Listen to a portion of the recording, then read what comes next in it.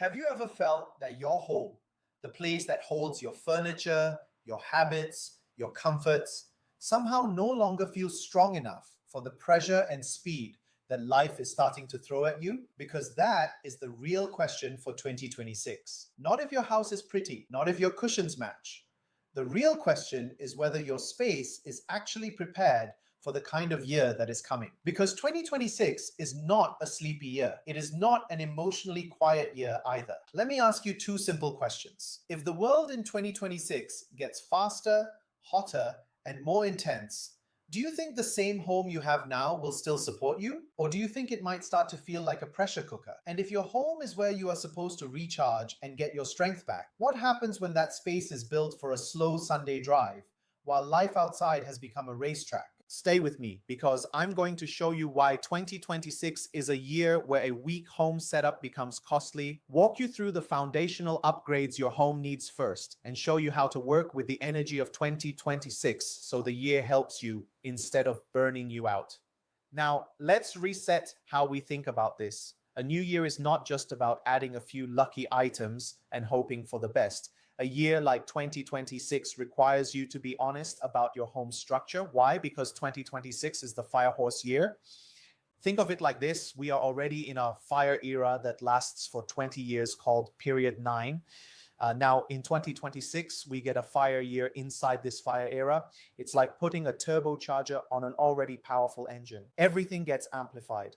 The emotional temperature rises, speed rises, and whatever in your space is already weak, messy, or chaotic becomes a much bigger problem. This doesn't mean your house is suddenly cursed. It just means you have less room for error. If your bedroom already doesn't help you sleep well, you will feel it more. If your entrance feels blocked or heavy, you will feel it more. If your house is full of clutter, it's like having traffic jams in every room. That mess starts to feel like fuel for arguments and stress. All that unresolved junk sitting in corners is like old arguments with dust on them. That is what fire does. It shines a bright light on things. It exposes what's not working. It speeds everything up. And that is why your feng shui needs an upgrade, not because the world is ending, but because the pace is changing. The first mistake people make is jumping straight to the annual cures. That is like trying to install that new turbo engine in a car with worn out tires and a leaky gas tank. The engine isn't the problem. The problem is the foundation can't handle the new power. So before we talk about stars and sectors, we need to reset your home's foundation. The first foundational upgrade is your bed. If you aren't sleeping well, everything else becomes harder. Your patience gets shorter and the whole day feels like too much. Your bed is the anchor for your emotions. If your bed is directly in line with the door or has no solid wall behind it, your body can't fully relax. You might not use feng shui words to describe it. You'll just say you're sleeping poorly, feeling irritable, or waking up tired. That's why the command position is so important. You want to see the door, but not be in the direct path of it with a solid wall behind your head. The room should tell your body, you are safe here, not stay on alert. The second foundational upgrade is decluttering. I know everyone talks about decluttering, but for our purpose, this isn't about looking tidy. It's about energy flow. In a fire year, clutter acts like spiritual cholesterol. It clogs up the arteries of your home and stops good things from flowing to you. A hot-tempered year plus a messy home equals faster irritation and overwhelm. Clutter is just a pile of delayed decisions. So this year, be ruthless. Clear surfaces, clear pathways, and especially clear out the space under your bed. If 2026 is a year of speed, a blocked home turns that speed into stress. The third foundational upgrade is grounding. This is crucial. When you have a lot of rising fire energy, you need the earth element to hold it down. Think of the fire horse energy as a powerful kite, soaring and pulling you towards success. But the earth element is the string in your hand.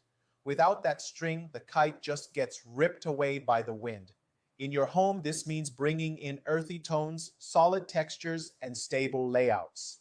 A plush rug, matching bedside tables, furniture that feels placed rather than scattered, these things add weight and stability. The year already brings the fire.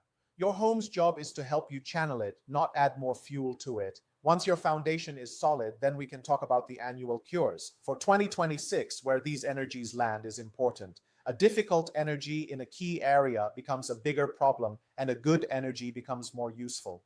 One of the first places to look is the center of your home. The center is the heart of the house. If the heart is clogged with junk or disturbed by constant noise, the whole house feels sluggish and heavy. In 2026, a difficult star lands here. So the smart move is to keep this area clean, calm, and quiet. No renovations, no loud noises. Use the appropriate metal element cure here, not just a random metal decoration. Then you have the area related to health. In a fast year, things like burnout and stress become more noticeable. So, if a difficult star lands in a health-related sector, you need to treat it properly with metal cures and by removing any fire element colors like red or orange. Don't just decorate and hope for the best.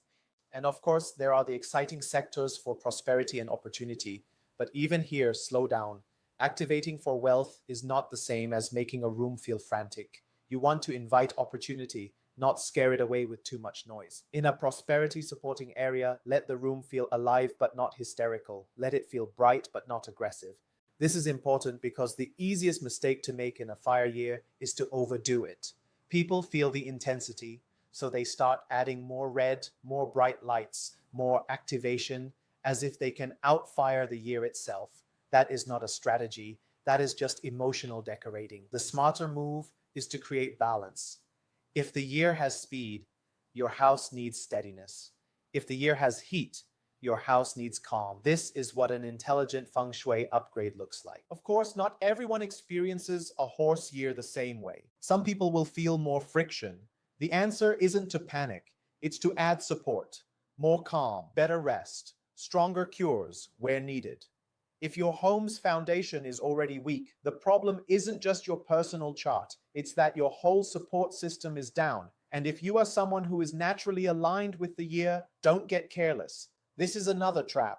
People hear the year supports them, so they move too fast, spend too fast, and say yes to everything until they burn out. They confuse support with having no limits. A supportive year still needs good structure. In fact, speed without discipline is how people turn good luck into a big mess. So, let me bring this home. Why does your feng shui need an upgrade? Because your current home may have been good enough for a slower time, but 2026 is not slow. It is faster, hotter, and it exposes everything. When the environment gets this intense, your home either becomes your anchor or it becomes an amplifier for your stress. If your bedroom helps you recover, if your entrance is clear, if your clutter is gone, and your annual cures are handled correctly, 2026 can be a year where your space helps you move with confidence. But if your home is still full of blocked flow and weak foundations, the year will feel much more difficult than it needs to be. So where do you begin? Not with buying 10 new cures, not with panic. Start with the basics. Fix the bed, clear the clutter, ground your space, calm the center. Then and only then you can intelligently support the areas for wealth and opportunity. Stop assuming last year's setup is enough for this year's pace. That is the whole point of an upgrade. It is not admitting your home failed. It is recognizing that the world has